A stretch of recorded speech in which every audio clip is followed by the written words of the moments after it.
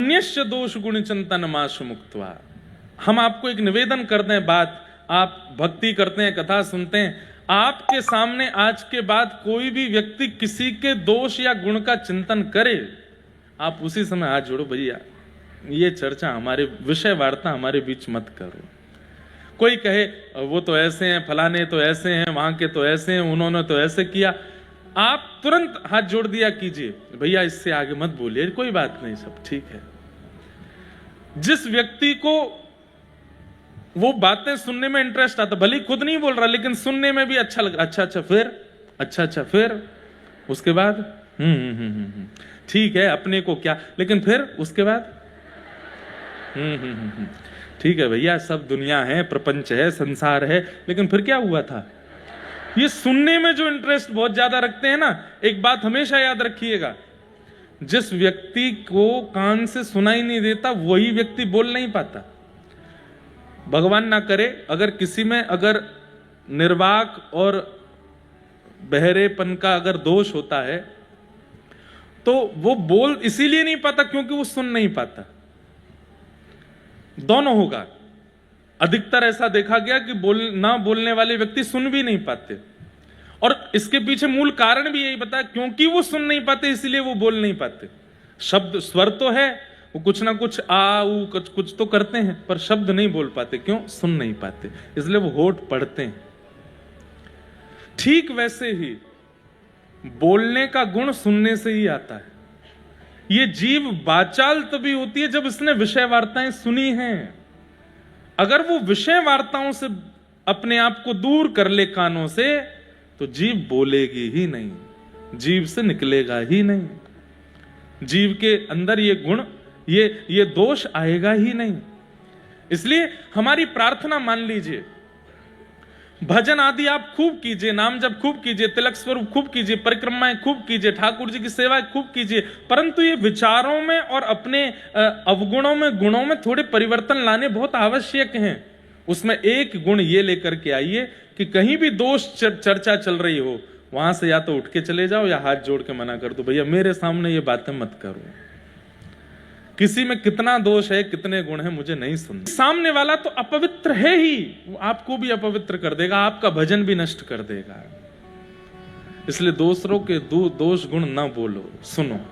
और जब सुने ही नहीं होंगे तो जीभ बोलेगी नहीं, और वहां हो जाएगा जितम सर्वम जिते रसे, रसना को जीतो। किसी का दोष चिंतन मत बोलो। तो ऐसे सब भाव हैं। आप सब लोगों को बारंबार प्रणाम करते हैं। आज की मंगलमयी कथा में प्रवेश करते हैं। कल हम लोगों ने श्रवण किया कि ठाकुर जी सब ब्रजवासियों को लेकर के श्री गिरिराज जी गए, और गिरिराज जी में जाकर के ठाकुर जी ने श्री गोवर्धन नाथ जी का पूजन किया, 56 भोग लगाए, और सब ब्रजवासियों से कही जाओ जाकर के प्रणाम करो। भगवान के सखा मधुमंगल श्रीदामा गोवर्धन के ऊपर चढ़ गए, और गिरिराज बाबा जो 4 भुजा के रूप में बैठे थे, उनकी भुजा पकड़ पकड़ के देखने लगे, नकली तो ना है। ठाकुर जी बोले, लाला जी कहा कर रहे हो? देख रहे हैं लाला, असली भुजाएं कि ना है। कहा पता चली, बोले असली है, सांचो जय जय है, ये तो सांचो जय जय। सब ने प्रणाम कियो। मधुमंगल बोलो, लाला या गिरिराज बाबा को चेहरा तोते बहुत मिले, तेरे जैसे ही लग रहा हो, बिल्कुल आंख, नाक, कान, होठ, रंग, रूप सब कछु तेरे जैसा ही है। ठाकुर जी बोले, हम एक ही गैया को दूध पीमे, या मारे हमारो मुख मिले। एक गैया को दूध पीवे तो मुंह कैसे मिल सके? क्यों? तेने और तेरी बहन ने एक ही मैया को दूध पियो, दोनों उनको चेहरा मिले कि ना मिले? मधुमंगल बोलो, हाँ लाला बात तो सही है। इतने में श्रीदामा बोलो, लाला तो फिर गैया को दूध तो बछड़ा भी पीवे, बछड़ा तो हमारे जैसे दिखे ना है। ठाकुर जी बोले, अब बात मत बनावे, जितनी बताइए उतनी मान ले। हम ये प्रसंग, ऐसे छोटे छोटे प्रसंग क्यों सुनाते हैं? अगर ठाकुर जी को अपने वैष्णव में, अपने प्रेमियों में सबसे प्रिय गुण यदि कोई लगता है तो वो लगता है भोलापन, सीधापन, सहजता, सरलता, निर्मलता, और सही बोलूं हमारी आपकी भाषा में भोंदू बन जाओ, बिल्कुल भोंदू, ऐसे सीधे महाराज कि बस कोई बोल दे कि रात है गई तो अच्छा भैया इतनी 4 बजे ही रात है गई, आजकल चंद सूर्य देवता थक गए होंगे चले गए, इतने सीधे बन जाओ, ठाकुर जी आपको बिना किसी क्रिया के प्राप्त हो जाएंगे, इतनो सीधो। हम लोगों से ठाकुर जी नहीं मिल रहे हैं, इसमें एक बहुत बड़ा कारण हम लोग चतुर हैं, बहुत चतुर हैं।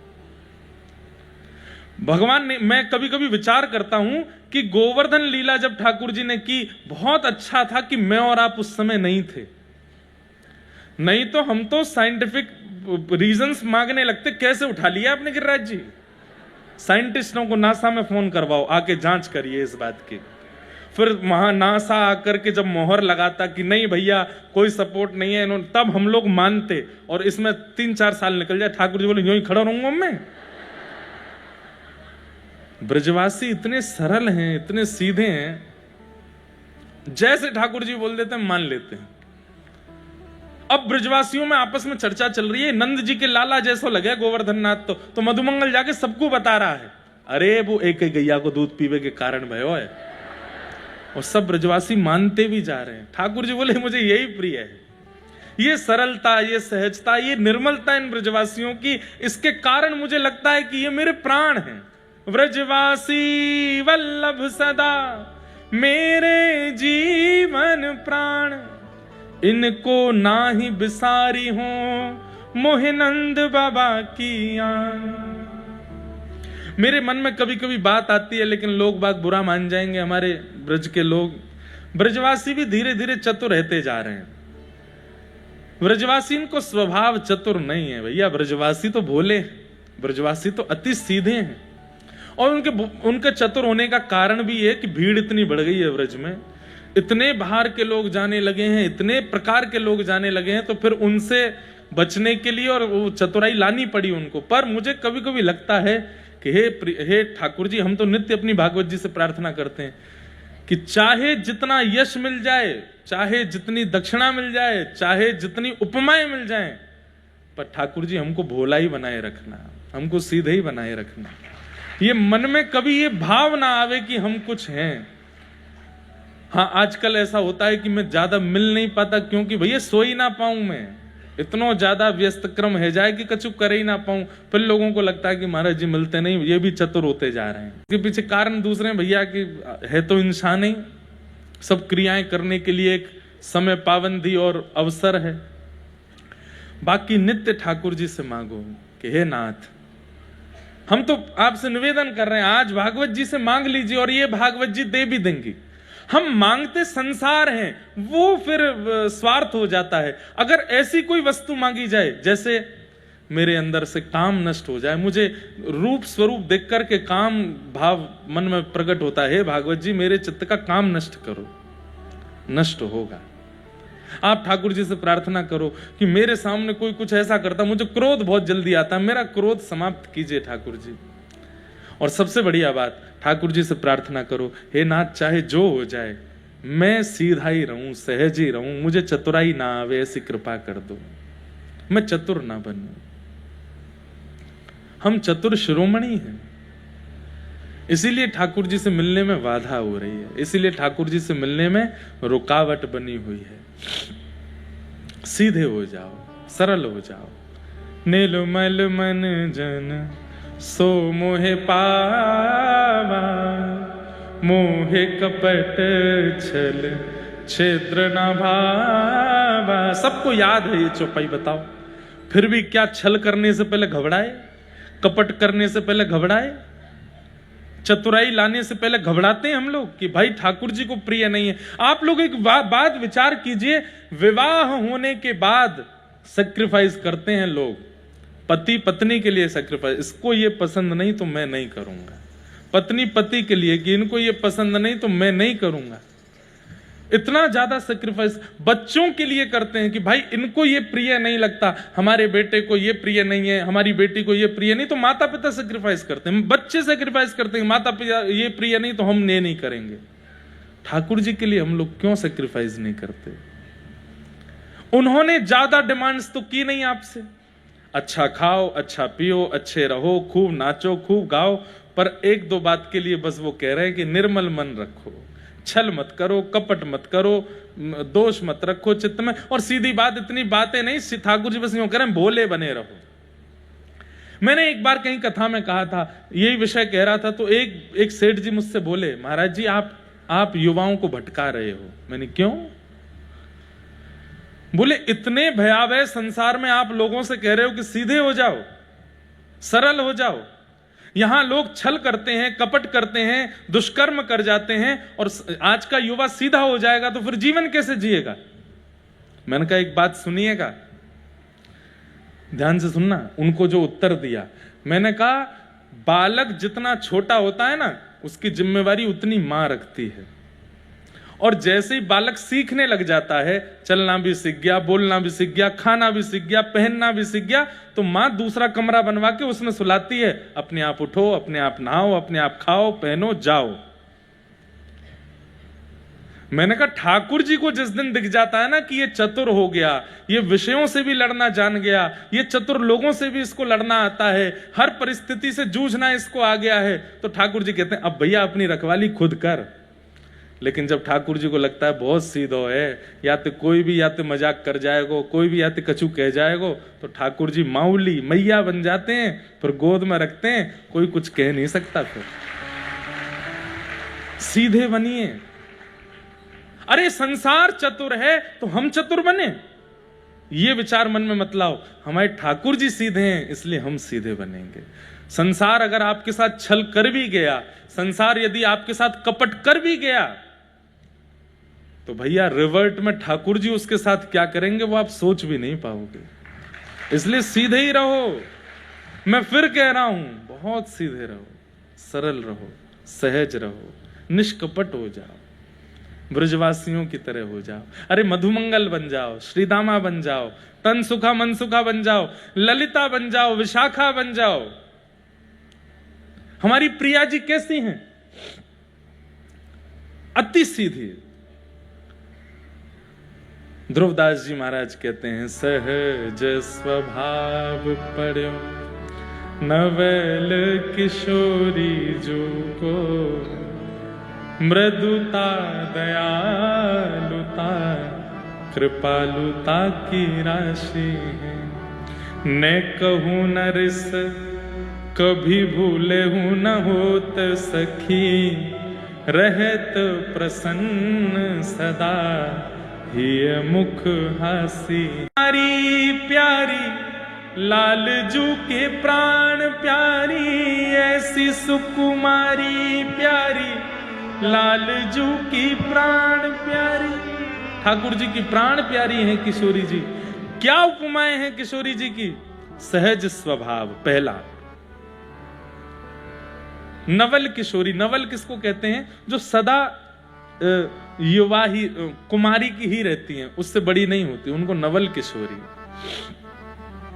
हमारी किशोरी जी बड़ी ज्यादा मतलब युवावस्था नहीं आती, वो नवल ही रहती हैं। नवल किशोरी, नवल किशोर, दोनों नवल ही रहते हैं। द्वारिका का प्रसंग आता है, भगवान का परपौत्र 25 वर्ष का, भगवान का पुत्र 50 वर्ष का, और स्वयं दादाजी 16 वर्ष के। ठाकुर जी जब अपने पूरे परिवार के साथ आते हैं तो पुत्रों के परपुत्रों के सफेद बाल हैं, और ठाकुर जी छोटे से, रेशे भी नहीं आए हैं, ये छोटे छोटे बाल आ जाते हैं मुख पे, ये भी नहीं निकले हैं ठाकुर जी के। ऐसे हैं ठाकुर जी। द्वारिका में ठाकुर जी सदा नवल ही रहते हैं। तो हमारी किशोरी जी इतनी भोली हैं। एक बार सब सखीन ने ठाकुर जी किशोरी जी को बैठा लियो, और सब सखियां किशोरी जी को समझा रही हैं कि हे श्यामाजू, बहुत सुंदर लीला है, ध्यान से सुनियो, आपने एक चतुराई लाओ अपने अंदर। किशोरी जी बोली काय को? बोले ये लाला बहुत छलिया है, बहुत कपटी है, बहुत चतुर है, और ये आपसों ऐसे ही खेल के चलो जाए, आपसों ऐसी लीला करके चलो जाए, कभी आपको ऐसे ही आनंद लेके चलो जाए। आप इतनी भोली भारी हैं, विचार ना करें। एक बार कहा भयो, किशोरी जी को ठाकुर जी लेकर के गए, सब लोग इधर देखो, ध्यान से सुनो और सुनिए। अगर एकाध को झोंके आ जाते हैं ना, तो आपको तो पता चल जाती बगल वाला झोंका ले रहा है, तो नहीं मारा करो जोर से। आपको उसका फल मिलेगा कि भाई स्वयं तो सुन ही रहे थे, उसको भी सुनवा रहे थे। बोले घर में जाके सोइयो यार, कथा चल रही है, सुन ले।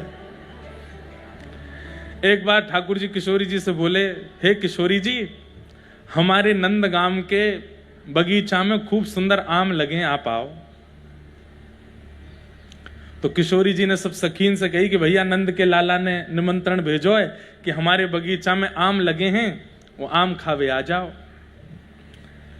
तो सब सखी बोली चलो चलो आम पाएंगे।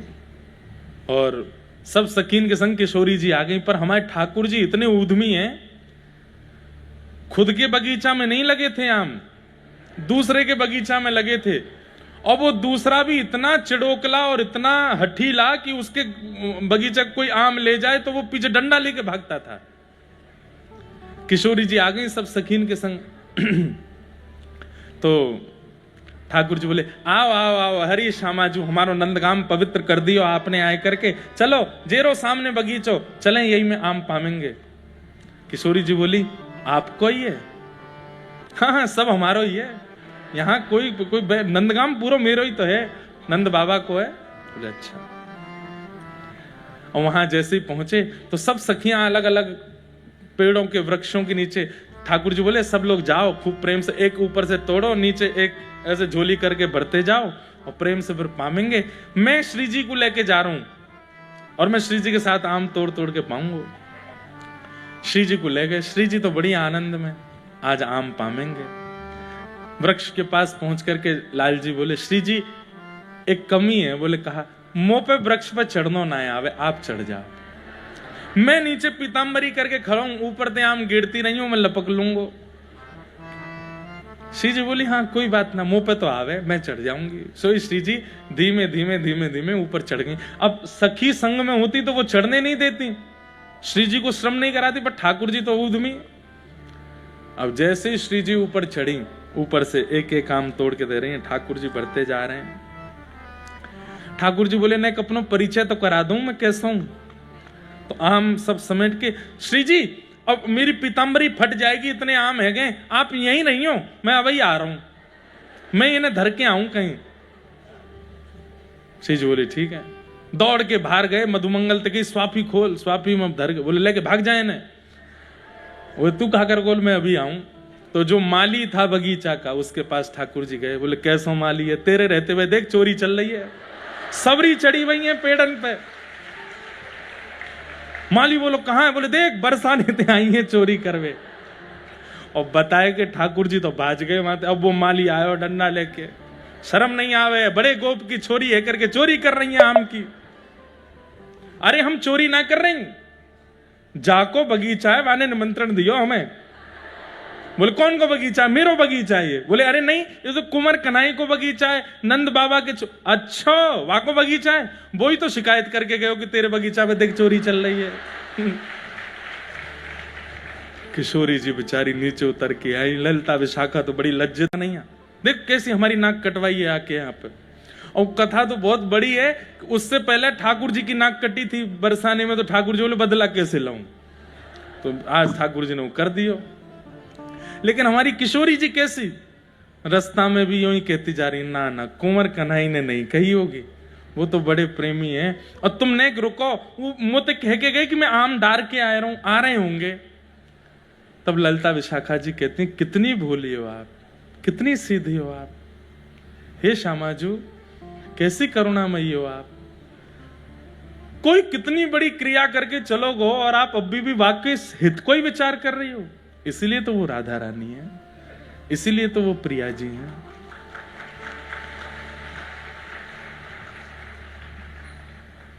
कलम में पद गा रहे थे ना, मन भूल मत जइयो राधा रानी के चरण, उसमें एक पंक्ति आती है, वृषभानु की किशोरी सुनी गैया हूते भोरी। सबसे भोरी गैया है, उससे भी ज्यादा भोरी है। प्रीत जान के हूं थोड़ी, तोहे राखेगी शरण, मन भूल मत जइयो राधा रानी के। ऐसी हमारी किशोरी जी। तो एक बार निकुंज में एक लीला भई और किशोरी जी को सब सखियां समझा रही हैं, बोले तुम्हारो लाला बहुत चतुर है, बहुत ऐसो है, तुम बातें एक दूरी बनाए लो। तो राधा रानी बोली मैं दूरी ना बनाऊंगी। तो बोले एक लीला करके देखें, अगर या लीला में तुम्हारो कन्हैया सफल है गयो तो फिर हम आज के बाद वचन दे के कह रही हैं कभी शिकायत नहीं करेंगी। बाकी किशोरी जी बोली कहा लीला? तब किशोरी जी की कोई भी लीला संपादित होती है उसमें विशेष भूमिका निभाती हैं श्री विशाखा जी। ऐसी अष्ट सखियों, अभी बरसाना का उत्सव पूरा जो आ रहे हैं उनके लिए अच्छा है, जो नहीं आ रहे हैं वो देखना सुनना जरूर। वहां अष्ट सखियों की वार्ता, सबके विषय की बहुत गोपनीय रहस्य जो मंच से बोलने भी नहीं चाहिए, मैं उनको भी बहुत ढक ढक करके थोड़ा थोड़ा कहूंगा ताकि जो योग्य हैं उनको प्राप्त हो। अयोग्यों के लिए तो भैया फिर कहां जाएंगे, इसलिए वो कथा जरूर सुनना। तो किशोरी जी की जितनी भी लीला होती हैं उसमें अष्ट सखियों में जो सबसे थोड़ी बुद्धिमान अगर सखी कोई है, जिसको कहते हैं कि तनिक चतुर हैं, वो है विशाखा जी।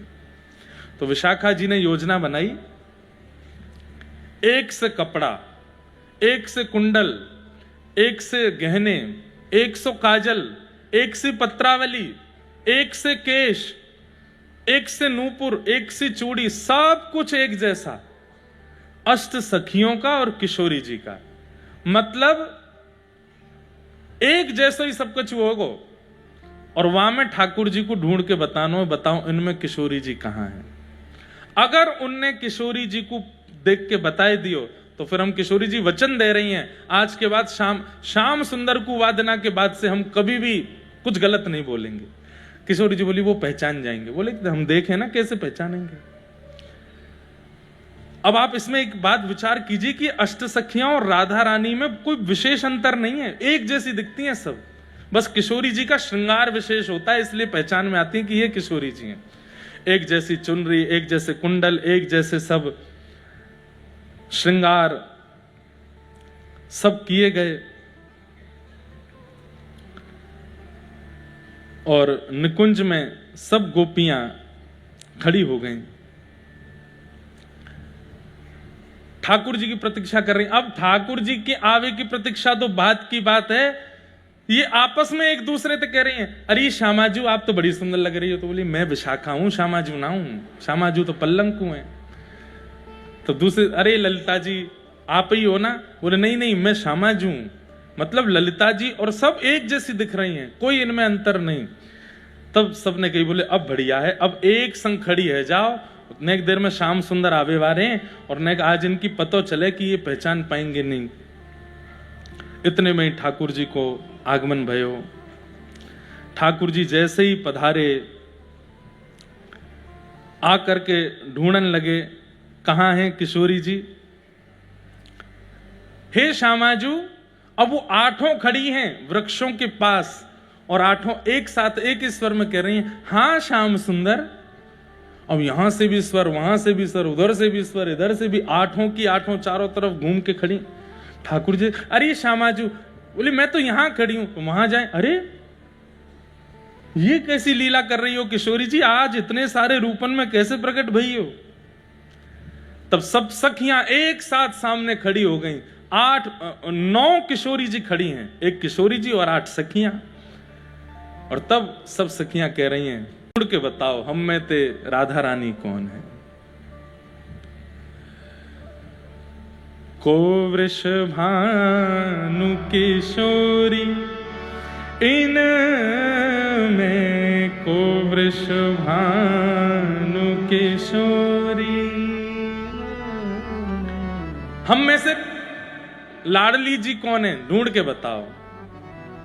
आहा, ठाकुर जी एक एक किशोरी जी के स्वरूप के पास जामे, उन्हें जाकर के देखें, गौरते आंख में देखें, हाथन ने देखें, पामन ने, सब कुछ एक जैसा, पता ही नहीं चल रही है कौन है किशोरी जी। ठाकुर जी बोले आज तो मैं तगड़ो फंसो, कैसी लीला है रही है यहाँ पे। इतने में ही ठाकुर जी ने एक चतुराई करी, बोले मैं तो पहचान गयो कौन सी है किशोरी जी। तो सब सखी बोली बताओ कौन सी हैं। सो दूर खड़े है करके ठाकुर जी एक सिंहासन पर बोले ये रही किशोरी जी। बोले ये रही, कहा है 8-9 खड़ी हैं, एक बताओ कौन सी है। अब बोले यही वाली हैं। बोले कौन सी वाली? बोले बालापन में इन्हीं सिखायो बालापन में, इन्हीं सिखायो बहुविधि माखन चोरी, बहुविधि माखन चोरी। अरे ये खड़ी तो है सामने, जबकि 9 की 9 खड़ी हैं, ऐसे करें ये खड़ी तो हैं। बोले कौन सी?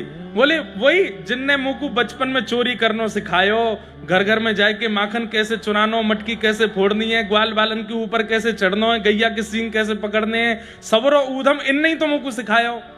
जैसे ही कही कि बालापन में इन्हीं सिखायो बहुविधि माखन चोरी, इन्हीं मुकु माखन चुरानो सिखायो, मेरी तो ये गुरु हैं चोरी की। इतने में ही किशोरी जी बोल पड़ी, मैंने कब सिखाया तुमको? ठाकुर जी बोली, ये वृषभानु किशोरी तुम में, ये वृषभानु। ललिता विशाखा बोली, सब कियो धयो चौपट कर दी। काय को बोली आप? अरे मैंने जब चोरी सिखाई नहीं तो मैं काय को स्वीकार करूं? अरे ये तो हमें पता है कि आपने चोरी नहीं सिखाई है, वो तो उनको तरीका है बुलवावे को। श्याम सुंदर आके बोले भैया 9 सखी अगर एक संग किशोरी जी के साथ अष्ट सखी खड़ी है जाए तो ब्रह्मा भी नहीं पहचान पाएगा किशोरी जी कौन है। केवल किशोरी जी की पहचान उनके स्वभाव से हो सकती है, और उनका स्वभाव सरल है, निर्मल है। कोई रूप से पहचानना चाहे, कोई चाल से पहचानना चाहे, कोई श्रृंगार से पहचानना चाहे, किशोरी जी को नहीं पहचान पाएगा। किशोरी जी केवल स्वभाव से पता चलेंगे। ऐसी हमारी लाडली जी। तो इसलिए भैया स्वभाव में मधुरता ले आओ, स्वभाव में सरलता ले आओ, स्वभाव में सहजता ले आओ, भोलापन ले आओ। इंद्र ने वर्षा की, मेघमालाएं बरसने लगी, सब ब्रजवासियों के चित्त में अविश्वास आने लगा। ठाकुर जी बोले, अविश्वास मत लाओ, गिरिराज जी पे विश्वास करो। सब ब्रजवासी बोले, कैसे करें विश्वास? तैने कही कि इंद्र के कोप से ये हमारी रक्षा करें, कहां कर रहे हैं रक्षा? इतनी मूसलाधार बारिश है रही है। तब ठाकुर जी ने मन में विचार किया कि अब कछु लीला ऐसी करनी पड़ेगी कि गिरिराज जी के प्रति इनको विश्वास बढ़े।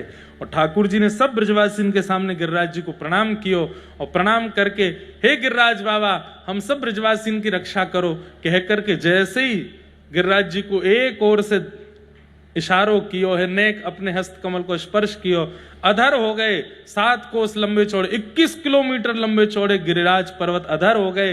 नन्हे से गोपाल जी भीतर प्रवेश कर गए, और 7 वर्ष के ठाकुर जी ने अपने बाम हस्त की कन्नी उंगली के नख के ऊपर श्री गिरिराज जी को धारण कर लियो। बोल गोवर्धनधारी गोपाल की। सब ब्रजवासी कह दी, आ जाओ, सबरे नीचे आए करके ठाड़े है जाओ। अपने बांस के लठ ले करके सब ब्रजवासी खड़े है गए। सब ने अपने छड़ी लगाई दी। ठाकुर जी बोले, जे कहा कर रहे हो? लाला छड़ी लगा रहे हैं, कहीं गिरिराज जी नीचे नहीं आ जाएं। मतलब अब भी ब्रजवासियों को यूं लग रही है ये अपने आप उठे ऊपर।